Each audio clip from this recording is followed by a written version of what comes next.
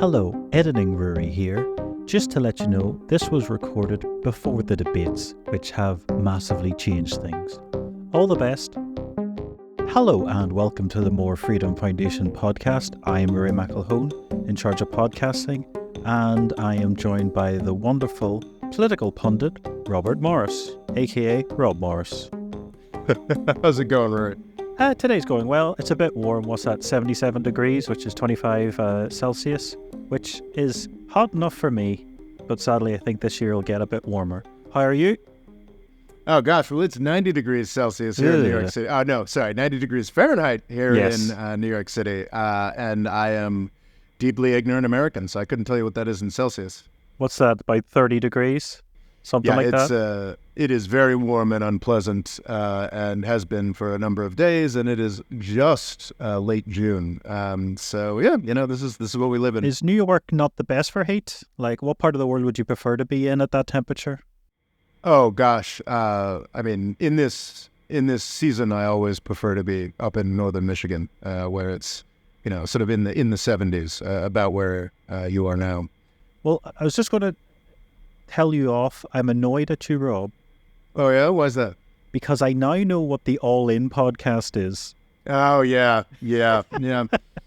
So today we're going to be talking about Donald Trump and the farcical idea that he's going to do anything for the common man or what have you. But he's raging against the establishment, Rob. Yeah, of course. He's raging against the establishment. And there was just such over the course of a 2-day period, we're talking here in June of 2024, but I think this will be kind of universally applicable throughout this campaign season.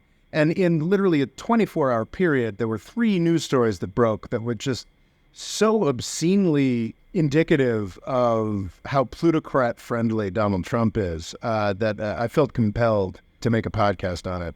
And there's also another reason, realizing that I might actually have to vote for Joe Biden, Rory, which is kind of a horrific realization to go through. At the rally you were at, was there much talk of Donald Trump and his rich friends, or was it just mostly talking about themselves? No, they definitely talked about Donald Trump. This is the Bernie Sanders AOC Jamal Bowman rally. Definitely talked in opposition to Donald Trump and Wall Street and what have you. I have reluctantly, considering how much dislike I have for a president that I now think of mostly as Genocide Joe, I've acknowledged for quite some time that it would be better if Donald Trump would lose, even though Joe Biden is the war criminal he is.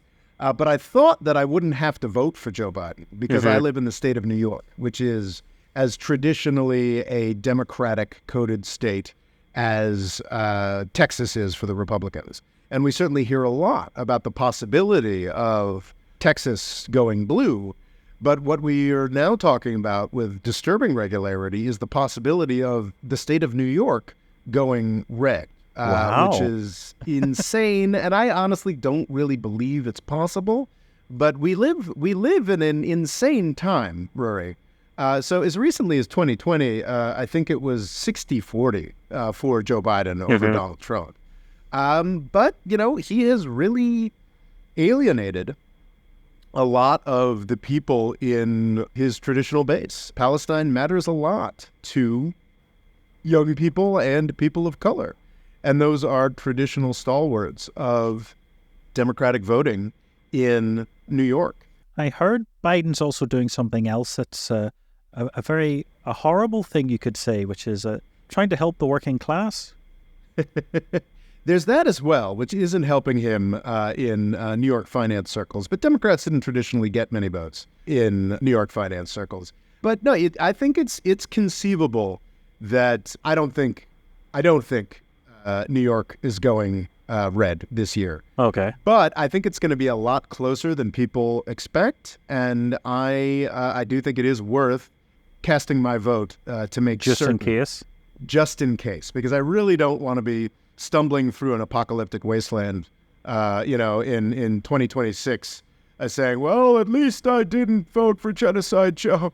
Because I really do think the stakes with Donald Trump are that bad. Now, do I think that if Trump were a president, we'd all be dead? No. But I do think that the U.S. Republic would, just as Trump being president for 4 years ratcheted down the survival time of the U.S. Republic, Trump being president for another 4 years would further ratchet that down and lead to all manner of brutalities and monstrosities. So I'm still reluctantly a Joe Biden supporter. And I think one of the most important illusions to shatter, which Donald Trump very enthusiastically shatters almost every time he opens his mouth, is this idea that Donald Trump would do anything at all for the working class. This is a guy, he is the rich guy candidate on so many levels, illustrated in so many ways, both in who supports him and in how he governed and how he's campaigning. It's absurd, frankly. But he's significantly more popular with rich people this campaign. That's for sure. That's for sure. Because no rich people took him seriously in 2016. A lot nobody of people on thought this podcast you showed me, they seem to criticize him first time round, and now they can't seem to get enough of him. Yes, because, and the thing is, it's not, as they will say, because of inflation or the economy just isn't as good under, which I think we've talked about before, the fact that Trump was able, before the COVID catastrophe, to get decent economic results because he was a huge spender of government money, which the Republicans allowed him to do that Obama didn't. Even though he keeps talking about getting the deficit down, which I find funny. Which is ludicrous because none of the policies he's proposing would do that. But I think let's just talk about the sheer weight of personality that just made it apparent to me over this past week or so, just how absurd it is to talk about Donald Trump as being anything like a supporter of the working class or a candidate of anything other than a candidate for the rich. The first had to have been a selfie he had with the Winklevoss twins. Yes. Are they billionaires or just multi-millionaires? Unclear. They got a lot of money from Facebook. If you guys have seen the social... They're in, the social network. Well, yeah, they get played by Armie Hammer, who was an actor who eventually got canceled for being a cannibal or something along those lines. What? I did not know that. He's not actually a cannibal, but basically, I think debatably unfair to him, but an ex publicized some salacious, perhaps abusive sex stuff. Yeah. I didn't put too much thought into it. But it is amusing that a utterly disgraced actor is the guy who played the Winklevi twins in The Social Network. So these are the Harvard guys who claimed that they came up with Facebook and managed to get a couple hundreds of millions of dollars out of Zuckerberg. Okay. That is dramatized in The Social Network. They then use that money to roll into crypto, and I think it's entirely possible that they got up into the billions off of that. But I'm sure that that's a fraught question. But yeah, so they're basically the Facebook losers who became prime crypto schmucks. So I don't have much respect or liking for these people. Also, the Winklevi are rather famously come from obscene wealth. They are from Westport, Connecticut. I am from a couple towns down, Greenwich, Connecticut. And in my youth, in middle school, I was too big to play American football. So I went and... I didn't know that was an option. In middle school, you can be too big to play American football. They don't want you as a 10 to 12-year-old? Nelson Muntz? Yeah, that as a 10 to 12-year-old, they don't want, 4-foot guys going up against 6-foot guys. So I was too big to play football, and I went up to Westport, Connecticut to participate in rowing, which at that point was not a big deal in Fairfield County. And it was just this sort of barn with an old drunken Irish guy who was trying to teach people how to row. Okay. And then the Winklevi, with their finance father, got interested, and built a multi-million-dollar facility with the hope of putting the Winklevi in the Olympics, which I believe they lost. Okay. Which is also... anyway, Winklevi, Well, recently looked it up. According to Google, they are worth $2.7 billion, so I think they've made up for their rowing failures. Depending on what crypto's actually worth today. But so I don't have a ton of respect for these rich kids who sued their way into centimillionaire status and then swindled their way into billionaire status with crypto. But Donald Trump loves them, and there's a picture of Donald Trump with a thumbs up and the two Winklevi, and they've committed to donating $1 million each to him. This was brought up on the All In podcast, which I'm sorry for making you aware of it. Yes. Which is a inexplicably popular podcast about trade and investing. I think it's one of those things, just because the people in it are all multimillionaires, there is a certain novelty to it, I guess. Like, very rarely are people just staggeringly rich that just decide to make a podcast, and then it means they can also get, very influential people on their podcast, like Donald Trump. Well, are you familiar with the term PayPal Mafia? No, not really. So essentially, it's a group of investors, executives, programmers, what have you, who made a lot of money off of PayPal. The most famous in the .com bubble. Yes, the most famous member of the PayPal Mafia, who has far exceeded that, is Elon Musk. That's sort of one of the genesis of his fortunes was being PayPal Mafia. Peter Thiel, famous right-wing vampire and scourge of independent media, is also a member of PayPal Mafia, as is David Sachs, one of the members of the All In podcast. So I guess it's like a sickness of the PayPal Mafia that it's not enough for whatever their deep childhood traumas are for them to be wealthy beyond the dreams of avarice. They must also be celebrated and public figures, which is sort of Elon Musk's pathology that David Sachs seems to share. I think it's funny, though, that David Freeberg has a worse green screen setup than myself, and he's worth $100 million. That is surprising. That is surprising. And I think probably the most, the figure that I find probably the most loathsome on that podcast has got to be Chamath Palihapitiya. The richest one? Yes. How much? Sri Lankan-born Canadian-American businessman and CEO of Social Capital. What's he worth? He is worth $1.2 billion. So he became, I think he was an early Facebook guy. And then he became the most prominent figure of the SPAC bubble, the special purpose acquisition company, I think. From what I understand, it's essentially you can put a company on the stock market without nearly as much regulation going through it, which always makes me suspicious. Exactly. It was loathsome at the time. I made a video talking about how loathsome it was. It's rare where something is so obvious in the financial realm, so obviously a fraud. The SPACs basically mean companies go public with none of the oversight, and the way that they're structured is that they make the people who create the deals incredibly wealthy incredibly quickly. And that's why Chamath has $1.2 billion, and almost universally, all of the investors in the multiple companies that he brought public lost their shirts. He, in a sane regulatory environment, at any point before the Clinton deregulation of the 1990s, this man would be in jail. Also, venture capital, which everybody loves. They don't do anything wrong. No, never. But it's venture capital is not by its nature a bad thing. Venture capital, in its implementation at the hands of people like Chamath, Marc Andreessen, and a bunch of other nightmarishly amoral people in recent decades, has become a center of fraud, which is sad because venture capital is actually a tremendously vital part of a functioning economic system, and these guys have just used it to churn out crypto garbage, and now they're churning out AI garbage, and it is disturbing. Anyway, I don't like these people. Donald Trump loves these people. Sorry, one of the arguments for not investing in renewables is it won't be able to produce enough electricity for the AI revolution, according to Donald Trump in that podcast. And I was just like, that is fascinating.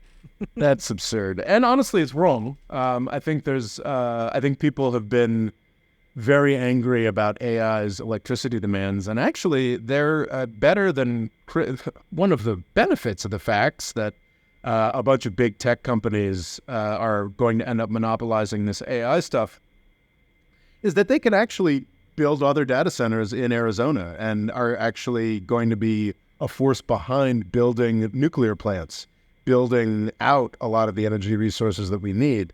And I think it's probably going to be a lot like the fiber boom in the first .com era, where they're going to build out all this stuff, and then they're going to figure out a couple workarounds where they actually don't need this much energy. Going to make it cheaper and better for everybody. So I'm less concerned about that AI thing than most people. But anyway, back to Trump. Trump got on the All In podcast, and I think we'll talk a little bit more about the. Did you watch the whole thing? I didn't watch it all because Trump can be hard to listen to. But I couldn't bring myself I got about halfway to through. listen to more than 10 minutes. Okay, so we'll talk about, because he talks about what he's actually gonna do and what he's promising to do. But I think it's worth just going through. So he went on the All In podcast, was lionized by these guys, a bunch of rich guys chatting. I do love that Trump just like talks over them if he wants. They'll ask him a question. He's just like, nope, I'm in the middle of a tirade. Well, it is fun just to watch a bunch of wealthy men who are not often told no to get that's one of the great appeals of Donald Trump is that he'll be rude and bullying to all these people who are accustomed to a certain level of deference, and that's nice. But what does it mean when the rubber hits the road? What actual policies is Donald Trump proposing here? So the third part, and I think this is the much more important part. There's I think misconception about who rich people are in the United States.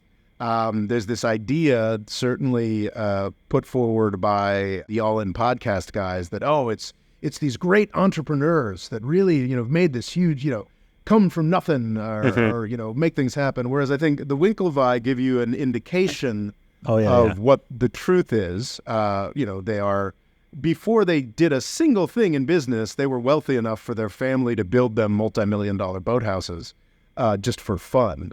But I've heard a feeling in capitalism is when someone's a billionaire, because it sort of shows there's now too much or too little competition for that person, that they become that wealthy. It's almost seen as a failure, and that there should be a lot more distribution. Maybe 50 million. Is that not enough?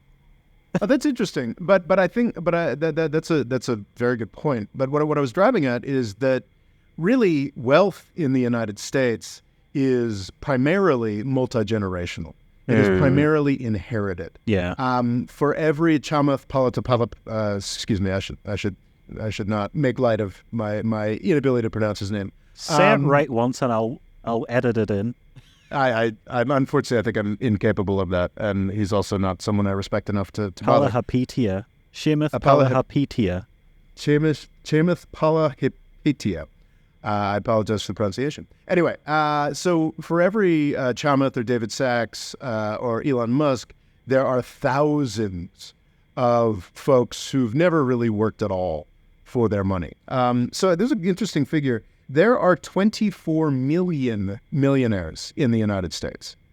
So out of 330 million, there are 24 million millionaires. And I'm sure 10 million of them are just folks who, lived in California and managed to work a corporate job and were able to buy their own house. And then that, that's how... Oh, yeah, some that aren't what you'd imagine a millionaire. They just happen to be in a wealthy place and own a house. But literally millions, 15 million, 10 million, I don't know, are people who are like this last guy, not on the same scale, not on the last scale. But so I think it's fun to talk about the All In podcast and how loathsome these people are, how loathsome the Winklevi are.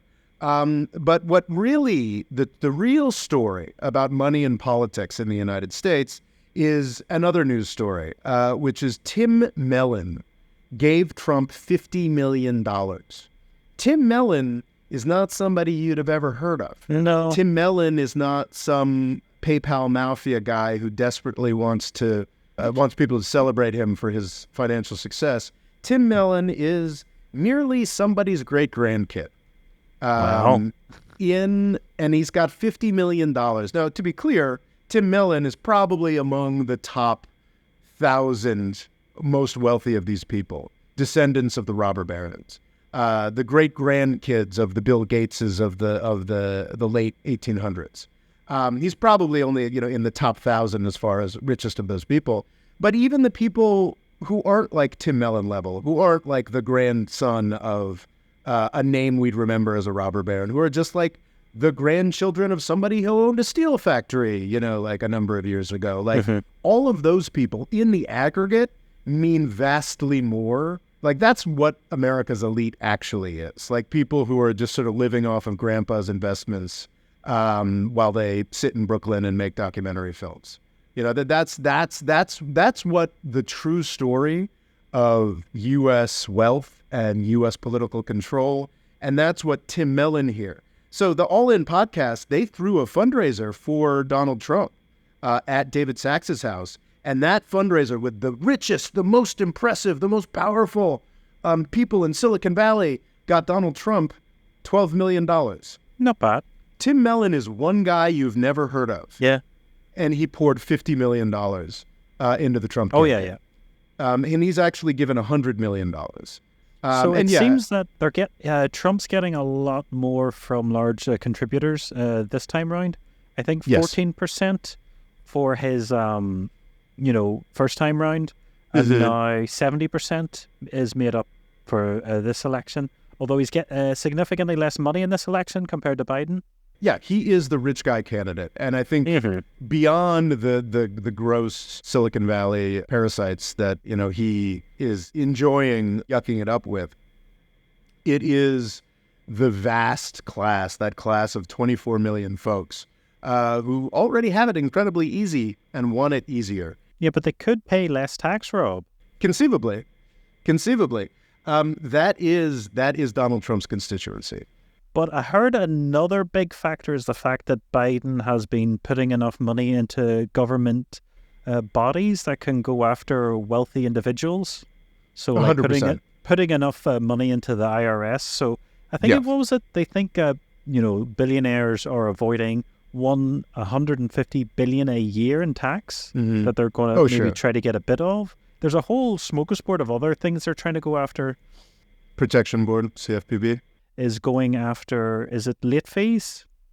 So they can only be late fees can only be a maximum of $8 instead of 32. But there's a whole thing that they're going after the airlines, that they have to give like instant refunds instead of having to go through a whole rigmarole of paperwork. They're trying to stop employees being classified as private contractors when they're actually employees. There's a whole thing they're going after. So Trump's like, I'll throw that all in the bin and give you less tax. Well, so that's the fascinating thing is on this All In podcast, he knows that magical word. It is a nonsense word. Deregulation, regulation. What I think Trump says at the beginning of the All In podcast is what he's going to do. He's very quickly, very, very straightforwardly says, what I'm going to do is regulation, and taxes. He's going to cut taxes and he's going to cut regulation. And there are all manner of think tanks who love to gussy up and will talk about, getting rid of regulation. That's awesome. Because in the abstract, it's fun talking about that, saying like, red tape. Red tape is bad. Bureaucracy is bad. And I can certainly think, I can quote you multiple examples of bad red tape, that's tied up New York congestion pricing, that makes it hard to build things in the United States. None of those things actually ever get worked on. What Donald Trump did in his first administration is to deregulate. What that essentially means is, and there are think tanks who've done this ridiculous thing where they do page counts of regulation and are excited that Donald Trump had a lower page count of regulation.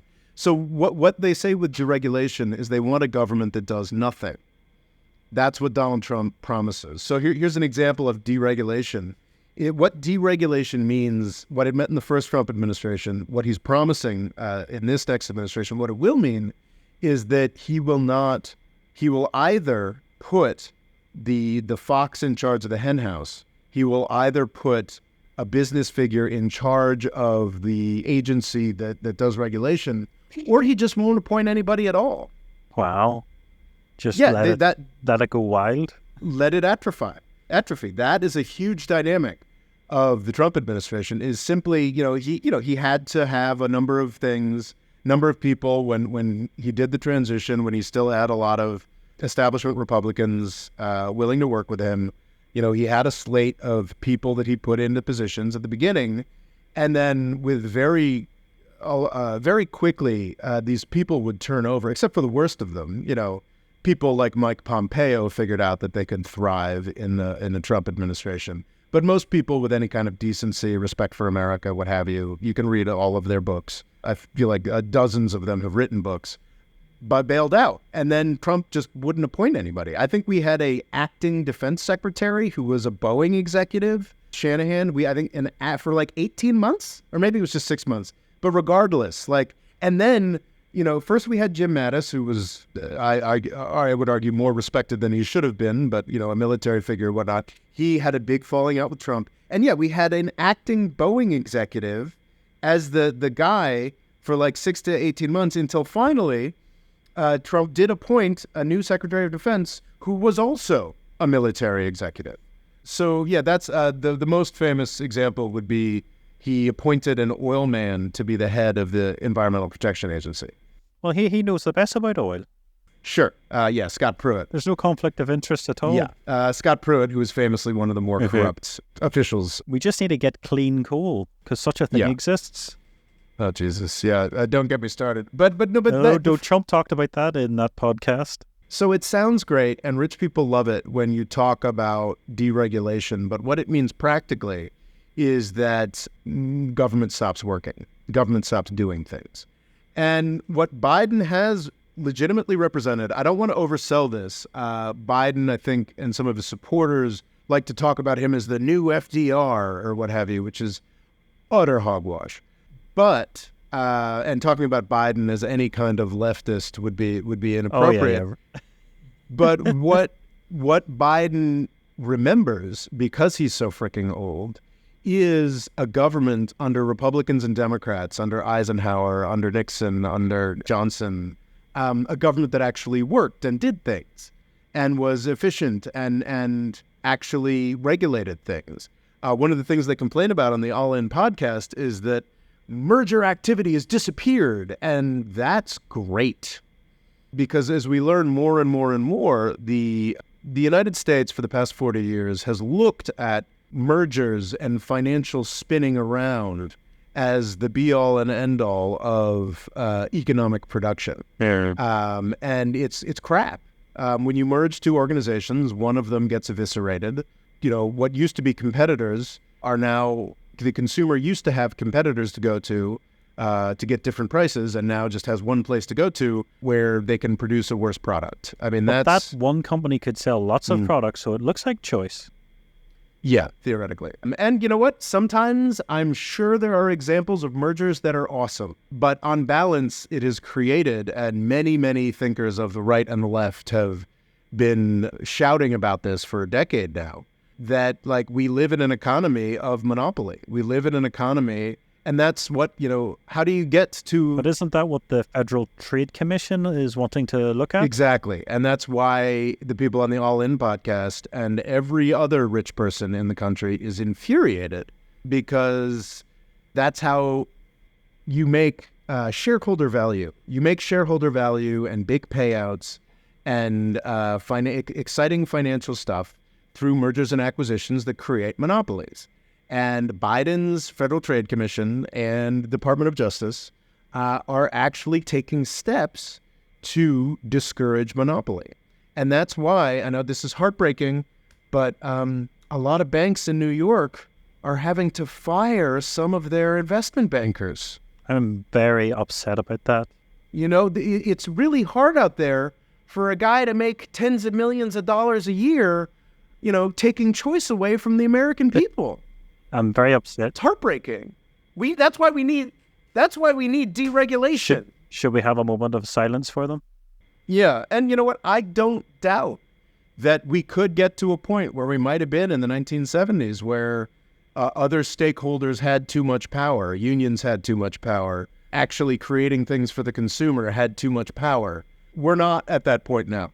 Well, I think we're exactly at the opposite end, where it needs to go back the other way.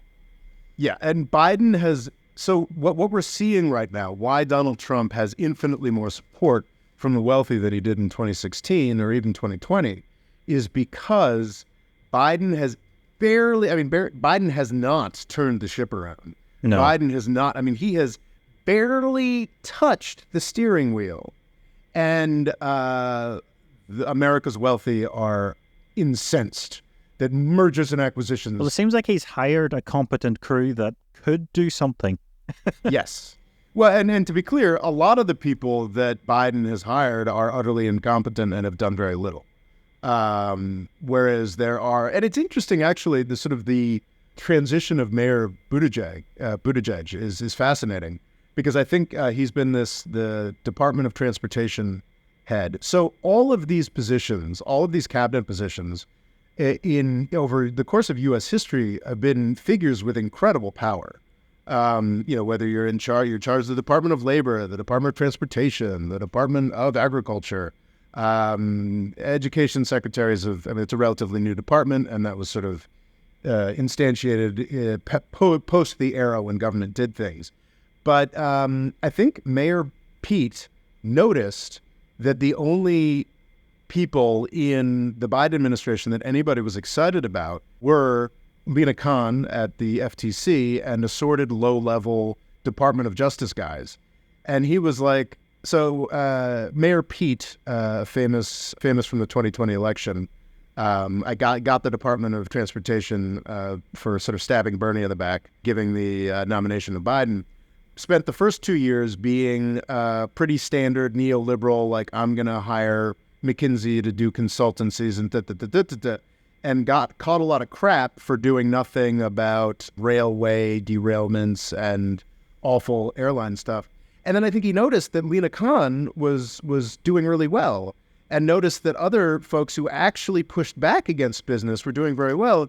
And in the past year or so, we've gotten a new Mayor Pete who's carrying out the kinds of regulation that you were talking about, making sure that airlines have to reimburse you when they cancel your flights, working against fees. And this is a tremendously hopeful development. As ambitious and careerist a Democratic figure as Mayor Pete is saying, I guess we're anti-business now. And this, to be clear, this is the barest beginning of what we need to bring things back into any kind of balance.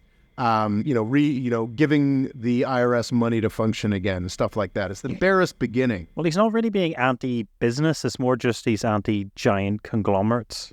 That's a very, very key distinction here, Rory. That I think that professionally is a distinction that is professionally blurred by media in the United States, by business in the United States, by lobbyists in the United States.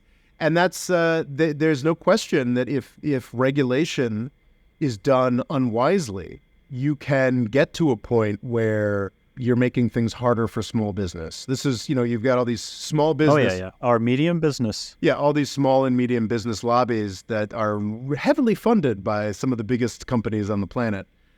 Because, you want to talk about those guys. Nobody really cares if Facebook or Coca-Cola executives are having a hard time. But what you make it about is like, oh, no, your plumber is going to have a which is largely bullshit. Frankly, the people who are making things difficult for small business are folks at the state and local levels. And for sure, we have 50 completely different situations on the state level in the United States. And I am certain that in at least 25 or maybe 45 of those states, there are really sweeping regulatory things that could be done that would make it easier for small business. The national government doesn't have that much power, but when it comes to election time, we all talk about, my small business and the guy at my who runs my deli, and it's impossible to be a dentist anymore. Even though that has very little to do with the federal government, we hear about all this sort of pro-big business, anti-regulation stuff, and we're not really talking about, what the Arkansas liquor board is going to do to make it harder to run a bar there. We're talking about making the world easier for Exxon. But the states need more rights and the federal government needs less power, according to Donald Trump. I mean, I'm sympathetic to that, but I think it's clear to me that the United States public and certainly the people that the United States have been electing at the state and national levels for the past 100 years aren't really interested in that. So as an abstract principle, I think that's kind of interesting. But schools just need to teach English and maybe maths, I think is what he said. That's all you need to teach. And think of all the money you can save if that's all you taught anyone. We are going to close up education. We'll have a tiny little group to make sure everyone's teaching at least English and perhaps proper math, et cetera, but very little. Wow. Yeah. But I mean, it's just an indication that we used to be a country that believed in that certain public goods should be provided. And unfortunately, a lot of people in the Republican and the Democratic parties have gotten to a point where everything has to be, market oriented and based upon business friendly metrics and a variety of nonsense. And the fact is that Joe Biden, despite all the mass killings, gently pushing in a new direction, in a conservative direction in some ways, a return to a country that actually cared about its people instead of just its stockholders. Donald Trump is about doubling down on what we've been doing. He's a Reaganite, he's a Clintonite, he says, this isn't some kind of... There is no 5D chess of Trump. He tells you exactly what he's going to do. This isn't some assumption I'm making. If you watch the first 5 minutes of this All-In podcast thing, he's going to talk about regulation, and taxes. And I did the biggest tax cut ever, and I'm gonna keep sweeping away regulations. That's what I'm gonna do. And the stakes are actually very, very clear here. The only thing that Donald Trump managed to get done, really, in his time in power was the Tax Cuts and Jobs Act, which he signed on December 22nd, 2017. We've got one of these great things that if Joe Biden gets elected, more or less automatically, we're going to get certain sections of that Tax Cuts and Job Act are going to be done away with. The strange thing is, all the tech businesses are kind of doing as better than ever, but yet they all seem to hate Biden. Well, this is because he's threatening to break them up. Well, certainly there's that. Like Standard Oil. I don't know how likely that is to happen. I don't know how likely. But what they have done is, so the way that everybody makes money in Silicon Valley is not actually innovation. That's one of the sad things. Sort of the last innovations were in the early 2000s with sort of social media companies or whatnot. The way you make money is if you come up with something that fills a need, not for the consumer, but for Facebook. If Facebook or Amazon says, I kind of like that, or maybe that competes with us a little bit, I'm going to buy you for $100 million. That's how you become rich in Silicon Valley. I know plenty of Silicon Valley entrepreneurs, and they don't talk about, they talk about total addressable market, and but really they talk about acquisition possibilities. And mergers and acquisitions, that's what Lina Khan has been slowing down. Because I think what the new democratic approach to capitalists is like, hey, why don't you actually build the next Facebook instead of auditioning to get purchased by Facebook? And Silicon Valley hates that. And especially venture capitalists hate that, because that's how venture capitalists make their money, mergers and acquisitions. So that's why Silicon Valley is complaining about Biden and is pouring their considerable financial resources into Donald Trump. But no, I think a really key thing is the Tax Cuts and Jobs Act. I was disturbed to realize that actually the corporate tax cuts of the Tax Cuts and Jobs Act are permanent. Which I think is a mistake, to say the least, and that they should be reversed. Well, that's what, he was talking about that, how he brought billions back into America that was being kept offshore. Well, that's a good start. That's not the main thing. He basically, across the board, so there was, in the Tax Cuts and Jobs Act, there were, and in the sort of negotiations since, there have been billions of dollars that have been repatriated by the big tech companies from Ireland to the United States. Nowhere near as much as there should be, and it's not just tech, it's pharma, what have you. But the bigger thing is that for all corporations, Donald Trump gave them a massive tax cut. So that's beyond the question of the Irish tax chicanery. So that's permanent, unfortunately. But the personal income tax cuts, which I recorded this, apparently the top 1%, because of the personal income taxes, gets each individual 1%er gets $61,000 a year. People in the bottom 40% get $390 a year. Wow. That is absurd, especially in the context of a ballooning deficit. That'll make up for the lack of public services. Yeah.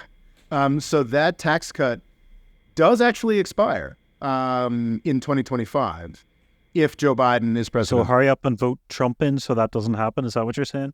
Exactly. That's what I'm saying. That's exactly what I'm saying. So that's the thing, is that there's beyond the regulatory stuff, beyond the fact that Joe Biden is just gently turning the boat around, or to begun to kind of turn the boat around. There's the very straightforward estate tax and income tax provisions that will expire without Biden having to do anything in 2025 unless Donald Trump gets elected. So every wealthy person in the United States is looking at tens of thousands of dollars. To be clear, it's tens of thousands of dollars they don't need. Oh, yeah. They just want to be even richer. That would make a huge difference to the fiscal stability of the United States, would allow us to do a number of things that we would like to do. But no, they insist on preserving their tax cuts. Are there any specific rich individuals that supporting Trump has concerned you? Like, you sort of think they could really steer him down a sort of horrible, evil road? All of them. They're okay. No, it's the wrong path. I've talked a lot about, we probably in the 1970s and 1980s, we could have used about a decade of Reaganism and a decade of let's look out for shareholders. Let's be a little pro-business for a while. Let's get some animal spirits into the economy. We're rounding 50 years of this crap now. Oh, yeah. And so I heard some arguments that those sorts of things should be like a 40-year cycle, so we're well overdue things to realign. Yeah. And it's Donald Trump is, despite the fact that he's not the one who's currently president, is a promise of more of the same. Donald Trump is the Barack Obama candidate. He is the Bill Clinton candidate. He is the George W. Bush candidate. He is, and that's the sort of the whole point of this podcast, is that Donald Trump is the candidate of the rich elite. The rich elite that has been benefited from, to some extent, has been not created, but has had their wealth dramatically inflated by the past 40 years of what should have been a 10-year experiment. And putting Donald Trump in power, I do think that pendulums do swing. And if Donald Trump's in power for another 4 years, he will absolutely bring another horrific crisis, or maybe things will seem fine and he'll be able to benefit from the stabilization that Biden managed to do, and things will be okay and we'll limp along. But what we're doing is we're delaying the day of reckoning. But if you just get more debt, Rob, then what could go wrong? That's what it seems like it is. It's like, well, if I have bills to pay, just get more debt. Yeah. So that what it is it's delaying the day of reckoning, and it means that instead of like an FDR style, okay, let's introduce a whole bunch of things that makes capitalism more just, then you really do begin to risk. Well, it makes capitalism more capitalist. Like, the whole point of companies is for them to compete and die. Yes. But you're quite often saying that, well, once you've hit this mark, you're immortal and we'll look after you. Yeah. But what I'm trying to say is that if we delay this another 4 years, which could lead to another 20 years, it'll get worse. And then we're going to deal with an even nastier explosion than what we saw in 2016. You want to talk about revolution in the United States. And I agree. Despite agreeing with a lot of left-wing folks, I agree that a lot of these protesters are annoying, and a lot of it's troubling and can be frustrating to talk about things like income inequality and empire and stuff like that. And I'd rather because we have the power to make these problems less of a problem and sort of keep on our merry way. But if we continue to go in the Trump area of we're just going to profit and who cares? Eventually there will be an explosion. And I think Biden's delicate reallocation of a few things is by far a safer long-term prospect for rich people, frankly. But it does seem like, listening to Trump, he does seem like he will be a lot worse than he was the first time round. Like, it feels like he knows exactly who he's going to reward, and he's going to reward them so much more this time round. Maybe. I don't know. Okay, you still think it'll be kind of like the first term again? Well, I think there's a lot of this is a huge subject of contention. Smart people on both sides at this point. This is one of the main things people are talking about. Like, oh, is he this? No, he really knows what's up this time around, and he's going to be able to get in there and just be this this Dr. Evil supervillain who's going to bring in the right Heritage Foundation people and da-da-da. And I think to some extent, yes, that's true. But also he's still Donald Trump. Like, this is not a guy who operates in, it was almost, for sure, Donald Trump was absurdly distracted by the Democrats' sort of Russia hopes crusade against him. There were so many opportunities. Honestly, if he had just sort of shut up and acted lawyerly, he could have disposed of a lot of legal proceedings in the first couple months. But instead, he trumped it out and did it. And yes, he was incredibly distracted by all that. But also, I think it kind of gave him what he wanted. Like, fundamentally, this is not a man who wants to do hard work, think seriously about policy and get things over the line. This is a guy who wants to be the center of attention and wants to say controversial stuff and get rewarded for it. I think there's some degree of learning that he must have done from his first term in power. But what he's learned, I think that a lot of this Heritage Foundation people, there's a lot of folks who have this vision that, he's going to institute a nationwide abortion ban and we're going to start living in the Handmaid's Tale. Yeah, well, they bluntly asked him, and he was like, it's up to the states, but he's going to seems to give the states a lot more power.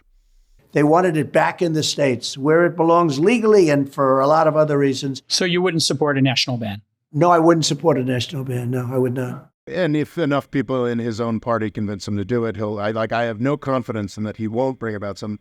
But I don't think he's as committed to the Heritage Foundation right-wing Handmaid's Tale nightmare as some of his supporters are. I think he, at the end of the day, he still wants to go to parties in New York and Los Angeles and be celebrated at those parties. Yeah, I don't know. I think some of the catastrophism is a little over the top, out of place. I think the worst things about Donald Trump is actually the status quo. I think that with Biden, we have seen some pushing back against a disastrous status quo, and Trump is just doubling down on a disastrous status quo. This very tiny recorrection.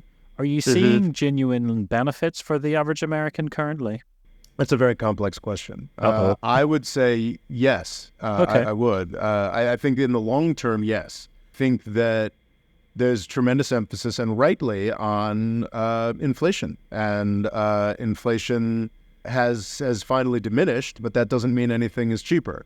Oh, yeah. It just means things are getting more expensive slower. Yes.